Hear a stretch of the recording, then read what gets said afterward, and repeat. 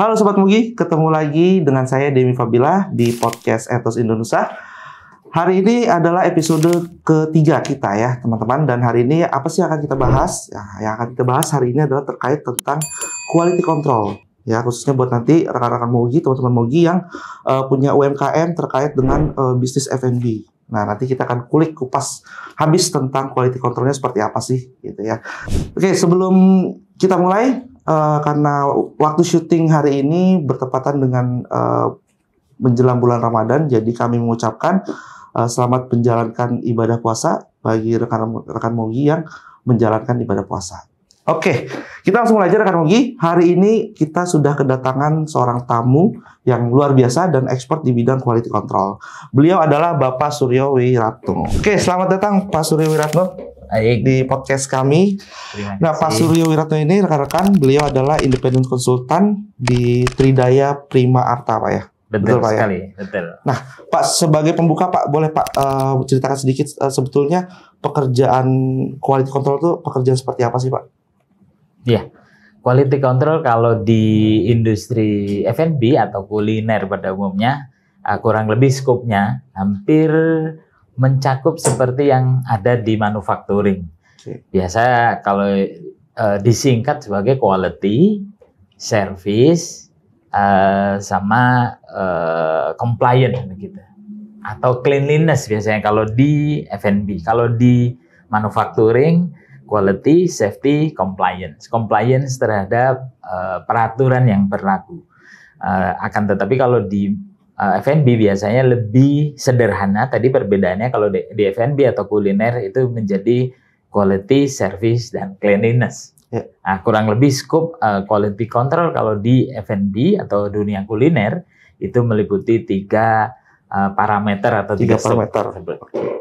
Oke, tapi walaupun di F&B tadi sebetulnya tidak sekompleks di manufaktur, ya, tapi perannya itu cukup penting ya, karena berhubungan dengan makanan kan ya. Persis sekali, persis. Nah, terkait dengan bisnis F&B itu sendiri, Pak, kira-kira Pak dalam hal QC-nya atau quality control-nya apa sih yang perlu diperhatikan oleh para pelaku bisnis F&B ini, Pak? Baik.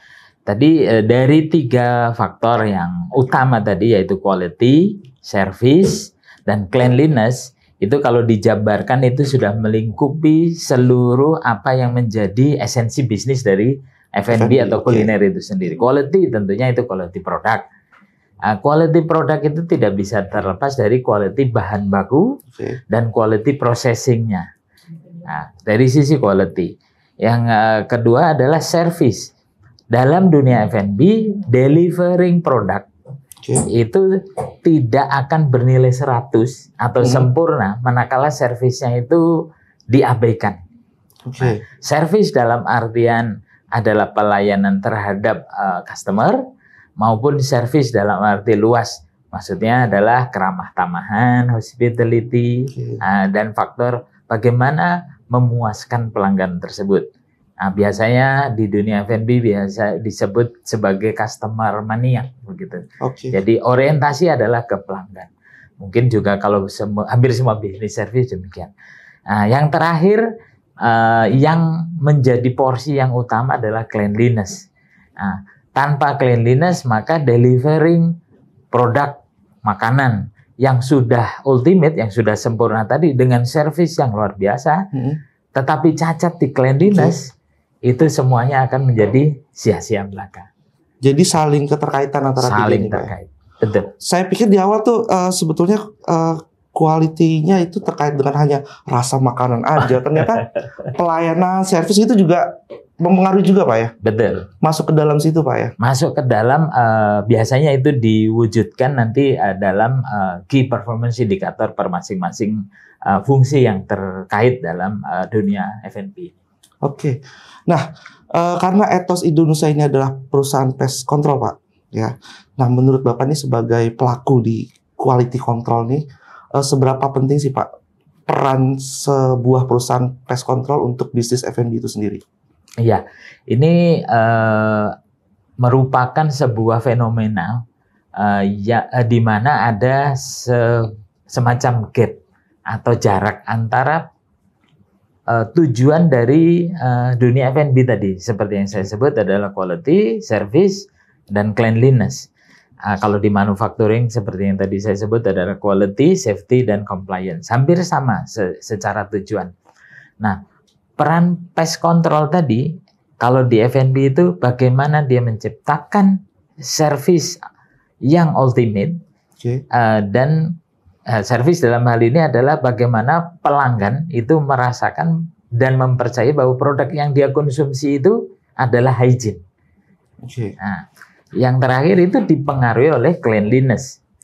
Nah, justifikasinya adalah bahwa pest yang merupakan ekosistem yang lazim di dunia F&B. Kenapa demikian? Karena begitu kita buka gerai toko, kuliner maksudnya, pada titik itulah hama itu sudah berpotensi datang. Sehingga dalam dunia kuliner sebenarnya harus disadari sedari awal bahwa hama itu merupakan potensi yang nyata. Hanya banyak pelaku di dunia F&B ini kan mungkin belum menalar sedemikian, padahal secara belum melek.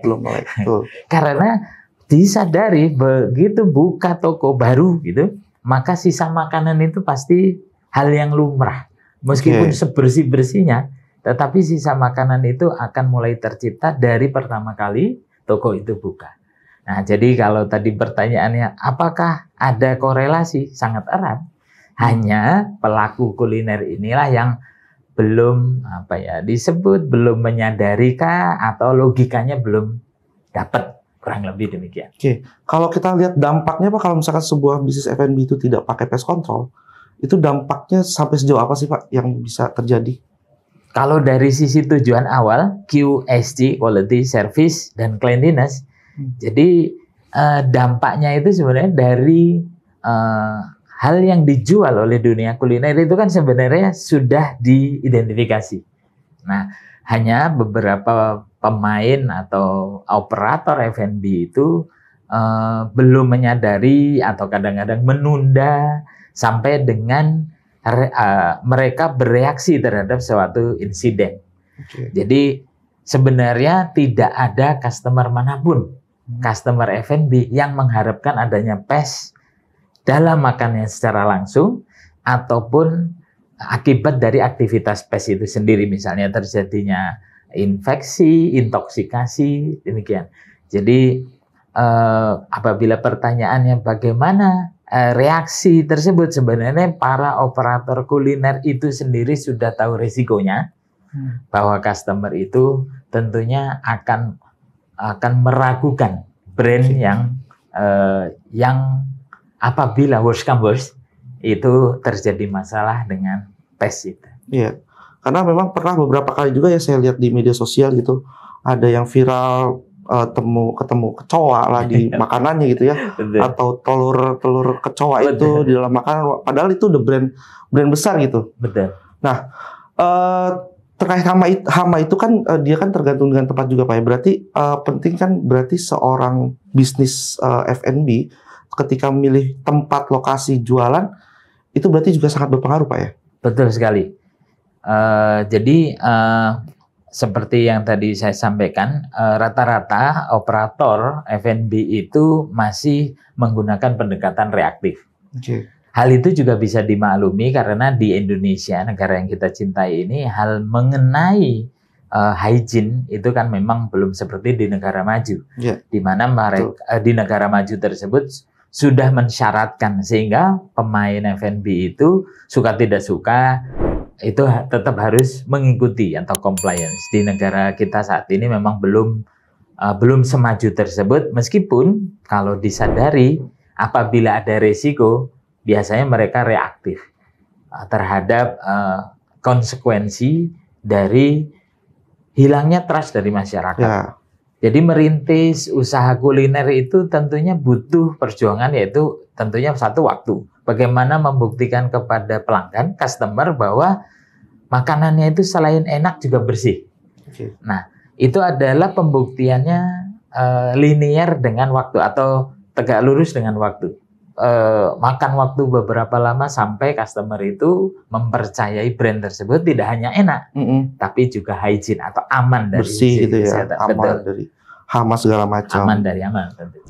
Nah, terus juga kemarin sempat ada viral juga Pak, ada yang viral kerang ya di salah satu tempat seafood gitu, kerang yang dia tuh ternyata di dalamnya banyak telur lalat ya, kalau nggak salah.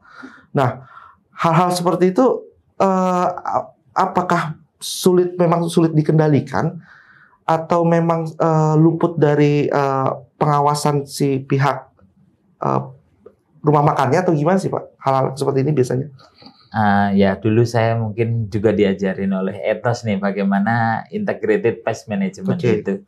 Sebenarnya kalau knowledge mengenai integrated pest management itu bisa tersampaikan, terdeliver ke operator kuliner, maka operator kuliner itu sudah bisa mengantisipasi apabila cleanliness itu sudah menjadi sebuah visi dari perusahaan kuliner, maka dia tentunya akan memeriksa bagaimana praktek pengendalian hama di suppliernya pun juga praktek pengendalian hama termasuk cleanliness di in-house, di internal perusahaannya. Betul. Mulai dari warehouse, ada misalnya ada gudang transit, ada central production atau central kitchen hingga ke outlet level. Maka jadi adanya PES itu kan ceritanya sebenarnya sudah diketahui, ya. Sudah diketahui logikanya berasal dari mana, hanya antisipasinya biasanya yang perlu ditingkatkan oleh para pelaku usaha kuliner demikian. Ya. Nah, terus kan juga sekarang kita mau menjelang bulan Ramadan nih, bulan puasa nih. Biasanya kan tempat-tempat makan gitu ya, baik yang level kaki 5 maupun yang di mall-mall besar gitu, itu kan pasti selalu membludak tuh. Ramai sekali, apalagi di jam buka puasa.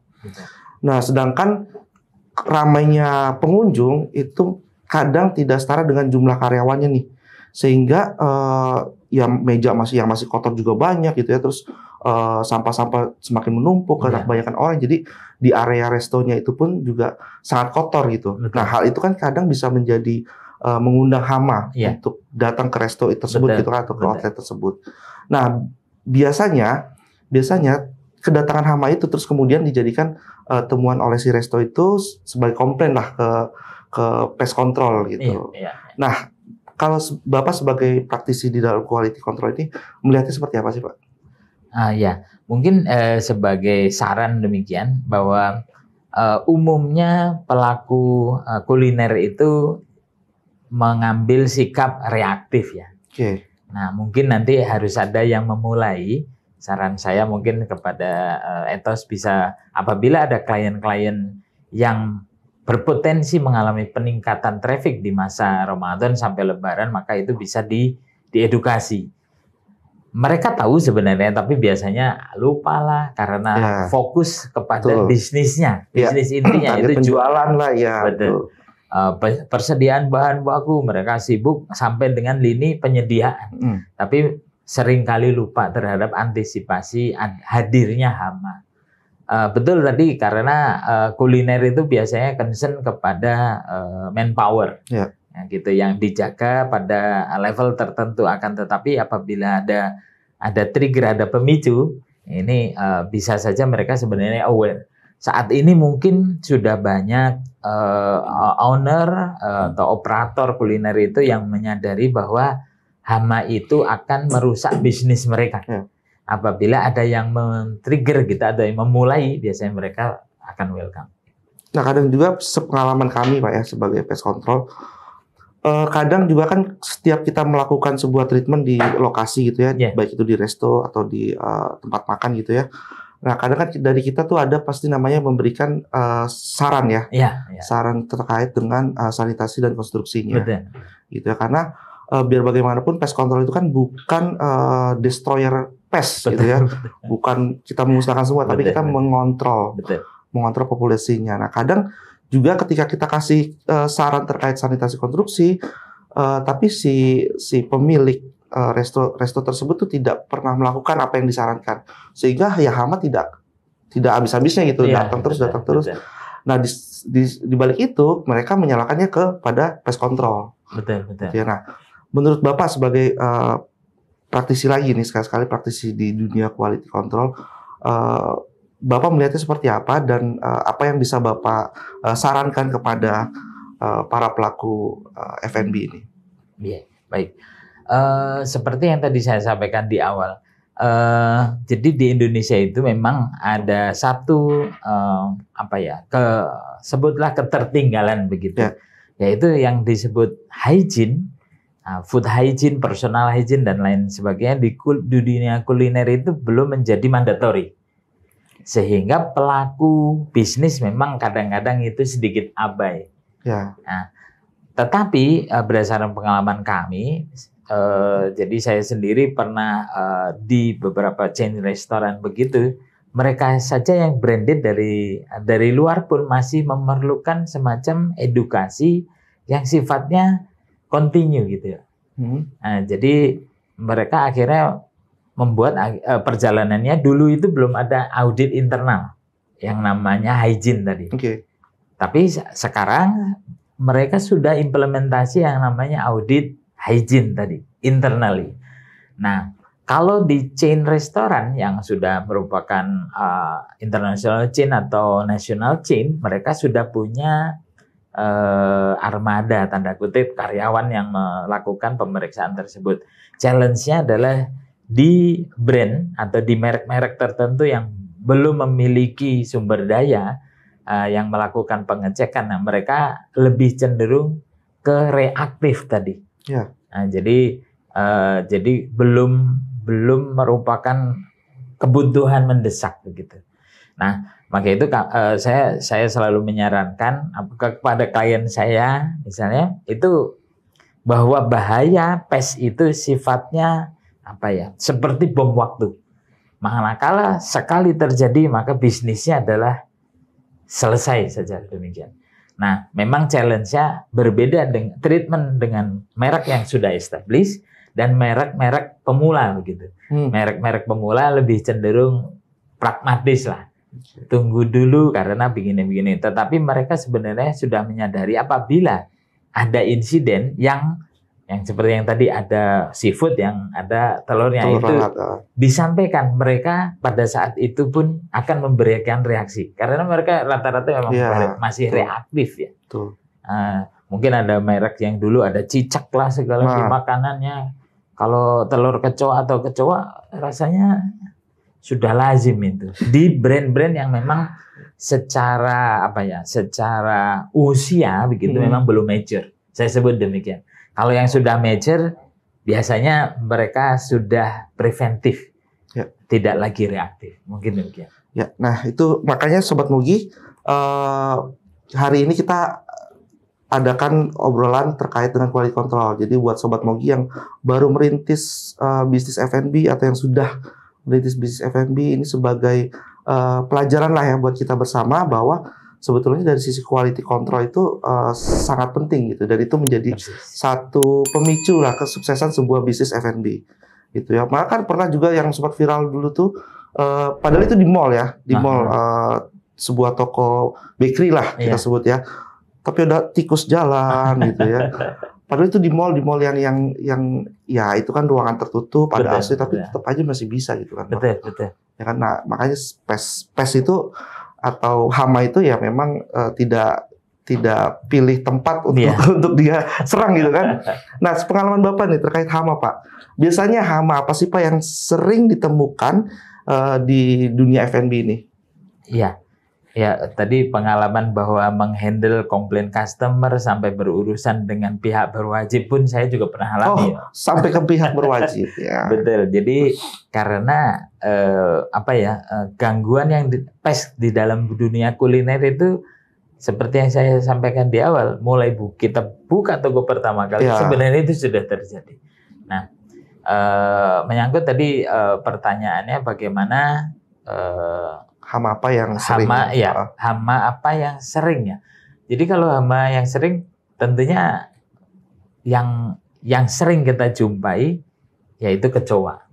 Kecoa Jerman atau kecoa Jerman? Jerman yang kecil berarti ya. Kalau kecoa Amerika sebenarnya itu sudah ekstrim, itu berarti jorok sekali. Yang kedua Ya. Tapi kecoa Jerman pun udah jorok sebenarnya Pak. Iya.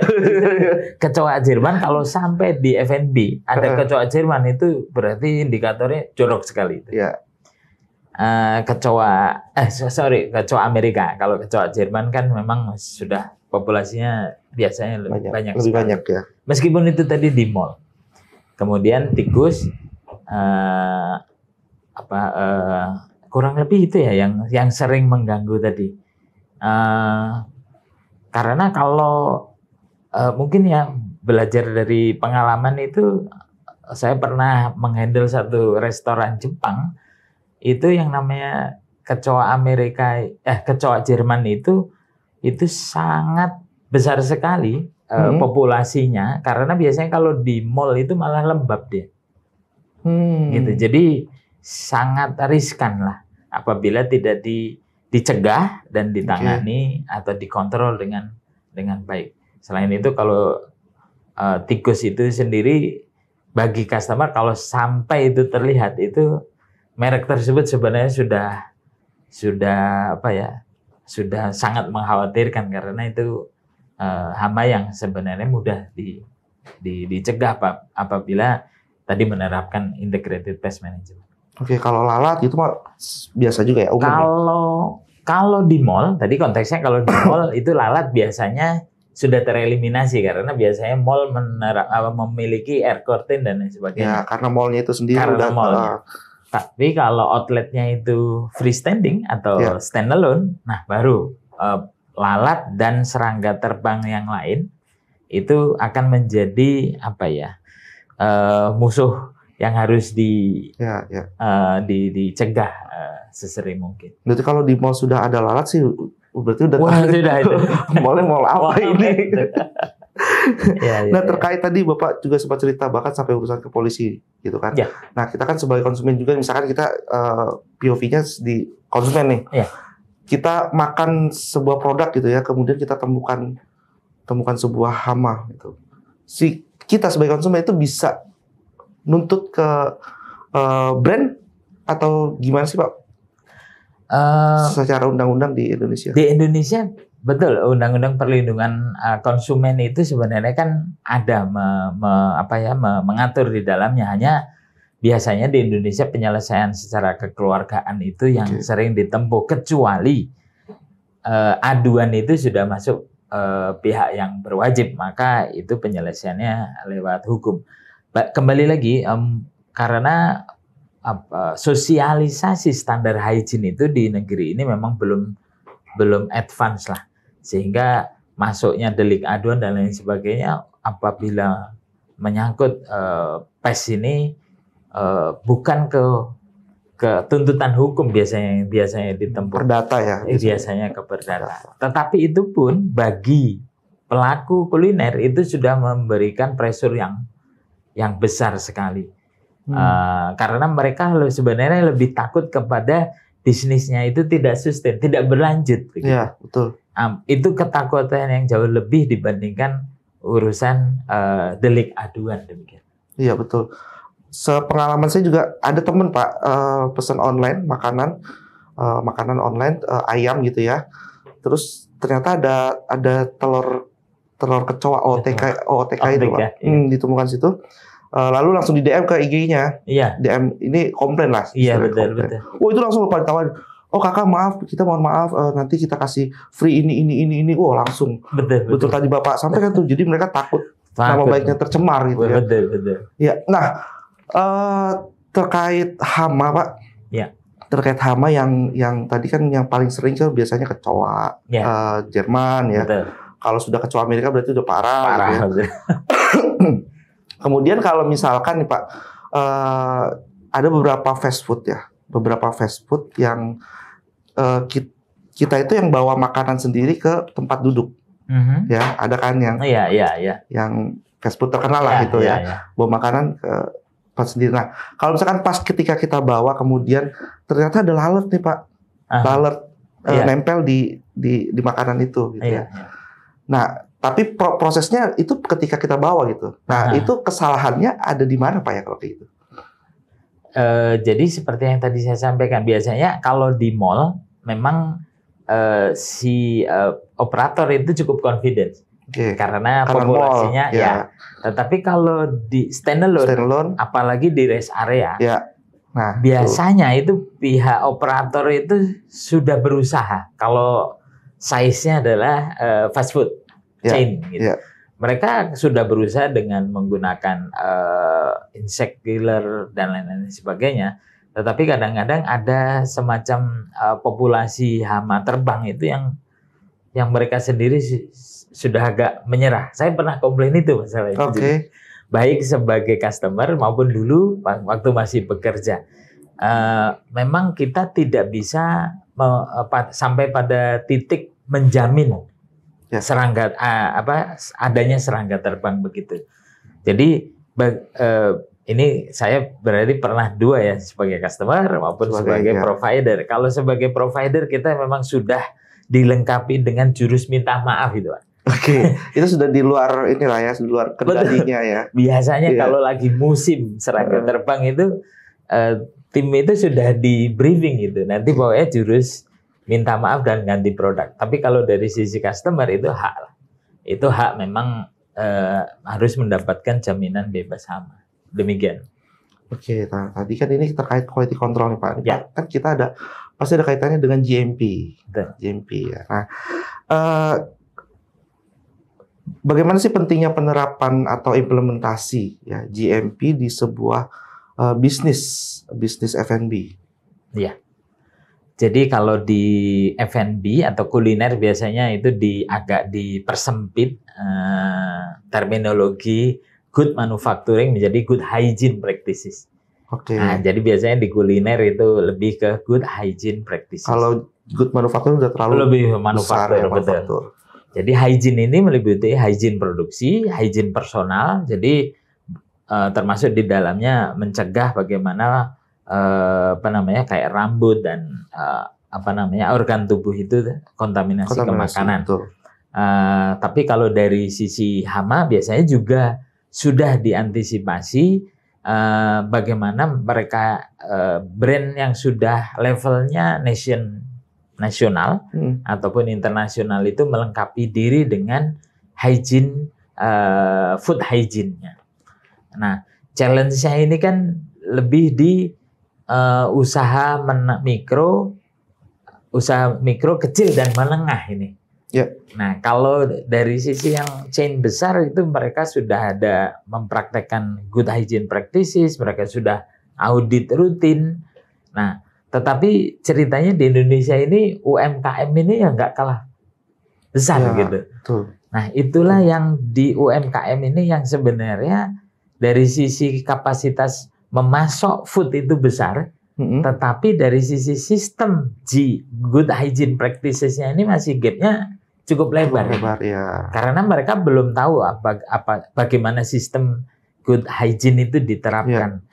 Mungkin melalui pest control yang cukup bagus dan memiliki standar yang bagus. Ini Ethos mungkin bisa menstimulus begitu apabila ada klien di UMKM ataukah memang mau masuk ke market itu juga sebagai pionir lah dalam memberikan awareness. Kami mungkin selaku praktisi konsultan itu juga membantu, tapi sifatnya ini lebih bertahap karena kami belum menggunakan channel secara luas begitu. Bagaimana yang namanya hama itu merupakan habitat yang erat dengan kuliner gitu, karena makanannya ada di situ gitu.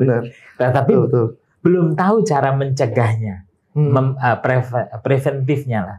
Nah itu yang belum, sehingga kalau kesadaran ini masuk kepada UMKM kuliner, saya rasa ini dari sisi bisnis bagus, tapi dari sisi bagaimana meningkatkan hygiene di masyarakat, dampaknya besar.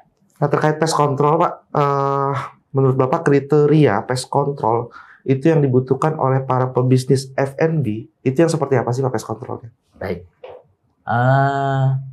Ethos, saya rasa saya mungkin sudah kenal lama begitu ya, sebagai local company yang bergerak di pest control ini juga memiliki standar yang bagus. Jadi kalau di kuliner itu seperti yang tadi saya sampaikan terbelah dua ya.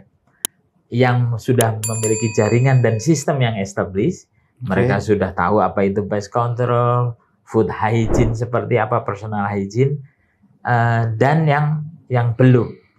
Nah, justru dari situlah yang namanya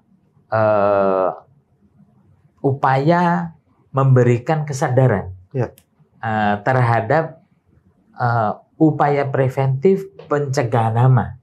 Nah, ini kan yang teman-teman di kuliner khususnya yang baru begitu, secara sistem belum established, mereka yang dibutuhkan adalah knowledge ya, Pak. Jadi knowledge-nya belum cukup apa ya, bisa menelaah ya. Yang namanya hama itu asalnya dari mana, terus mereka memainkan peran di mana. Itu logika itu masih agak jauh lah.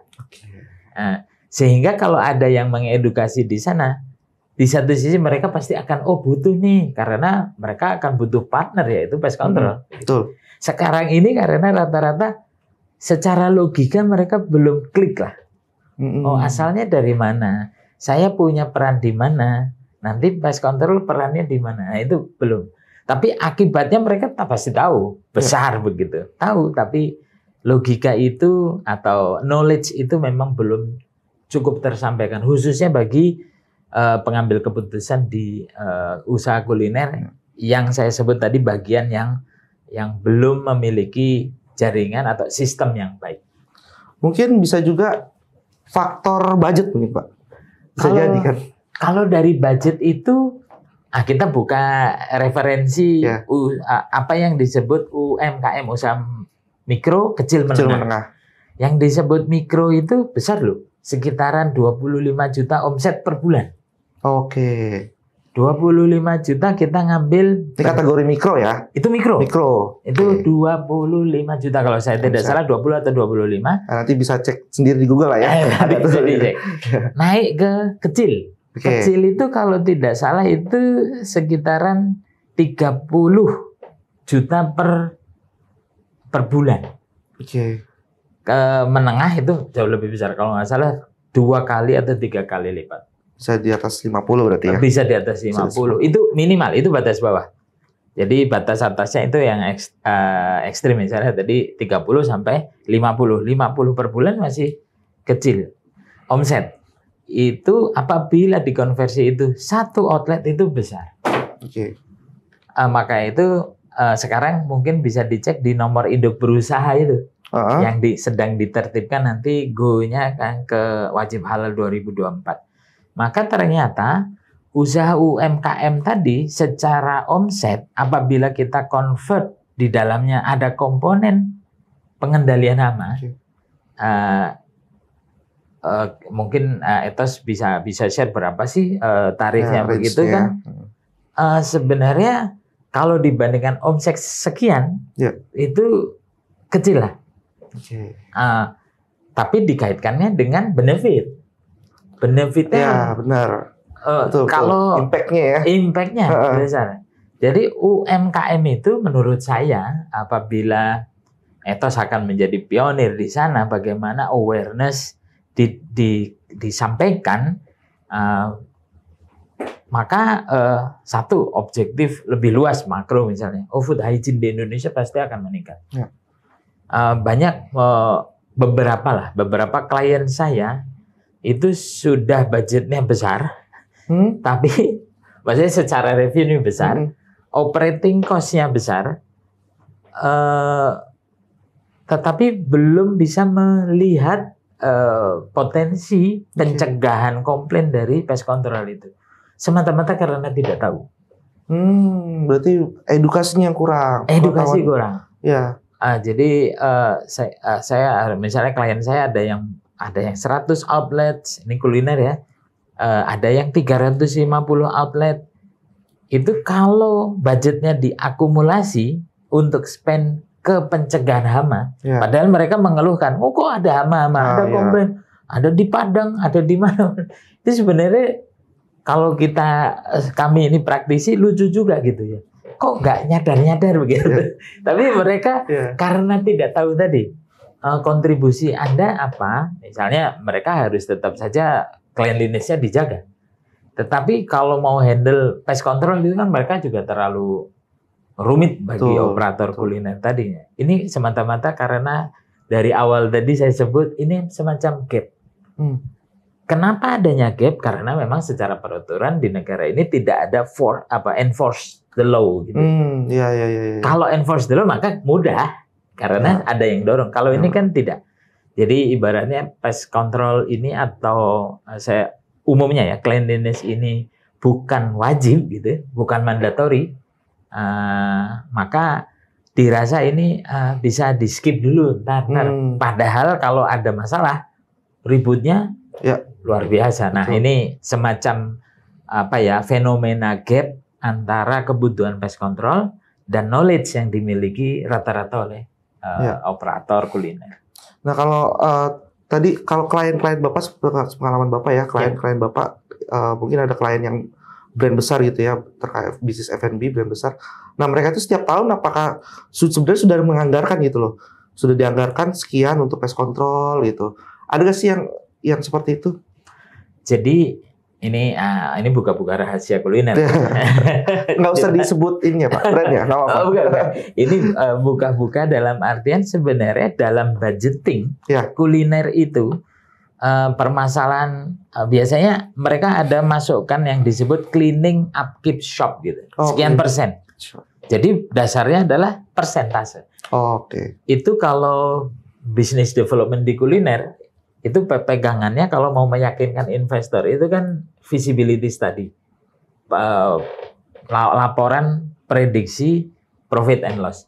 Nah, cleaning hal mengenai cleaning dan perawatan atas cleanliness termasuk di dalamnya bisa dimasukkan itu pest control. Itu anggarannya lumayan. Jadi bisa misalnya sudah masuk ke persentasenya tidak 0, tapi sudah muncul digit. Jadi sebenarnya kalau di dunia kuliner mereka pun sudah ini yang tertib administrasi yang besar-besar ya, brand besar ya pastinya. Betul, brand besar yang sudah mengenal yang disebut feasibility study. Nah, kalau yang tadi saya sebut UMKM tadi kan biasanya belum patokannya feasibility study. Benar-benar go show aja begitu. Ya, jalan yang penting jalan gitu kan. Jadi kalau yang sudah menengah, saya sebut tidak besar, mulai dari menengah saja gitu, Pak. Itu sudah menganggarkan cleaningnya. Karena apapun mereka butuh sabun kok.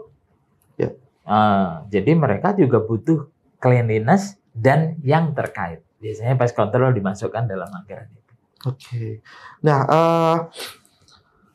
terkait tadi beberapa bisnis gitu ya, beberapa brand gitu sudah mereka menganggarkan gitu ya. Yang memang mereka secara itu sudah besar. Tadi kan kita bicara juga bahwa sebenarnya mikro pun itu sebetulnya omsetnya sudah 25 juta ya. 25 juta dan mikro menengah sudah di atas itu kan. Harusnya sih memang kalau anggarkan untuk pest control sebetulnya sih nggak terlalu jadi beban lah ya sebenarnya ya. Kalau secara beban mereka dengan benefit ya. Apabila diyakinkan bahwa benefitnya nanti akan demikian, mereka tidak signifikan lah. Worth it buat mereka sih. Betul, worth it itu katanya. Karena kan efeknya domino kalau ada penemuan terkait hama gitu ya. Efeknya domino bisa sampai tutup brand bahkan. Gitu kan. Nah, makanya gak usah khawatir Sobat Mogi yang sedang merintis atau yang baru akan merintis bisnis UMKM terkait F&B gitu ya, pakai pest control, pakai Ethos itu nggak terlalu mahal kok ya. Nanti teman-teman Sobat Mogi bisa cek aja langsung ke tim marketing kami. Itu iklan sedikit nih Pak. Gitu. Karena memang tadi seperti penjelasan dari Bapak bahwa memang sebetulnya dampaknya itu besar gitu ya. Tapi ini luput dari pandangan para pelaku bisnis ini. Betul. Oke, cukup menarik Pak pembahasan kita Pak.